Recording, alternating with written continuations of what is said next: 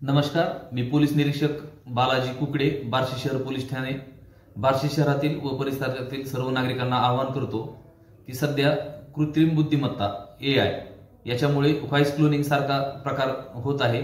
आपल्या जवळच्या नातेवाईकांसारखा, आपल्या घरातील कुटुंबातील सदस्यांसारखा हुबेहूब आवाज काढण्यात येतो. त्यामुळे फसवणूक होऊ शकते. सर्वांनी त्या संदर्भात खबरदारी घेणं आवश्यक आहे. व्हिडिओ कॉलद्वारे आपलाच घरचा व्यक्ती बोलत आहे का याची शहानिशा करावी आणि त्यानंतरच पुढची प्रक्रिया करावी. जर काही संशय वाटला तर cybercrime.gov.in या नंबरवर, या वेबसाईटवरती तुम्ही तक्रार नोंदवू शकता. त्याचप्रमाणे सायबर अरेस्ट हा एक नवीन प्रकार सुरू झालेला आहे.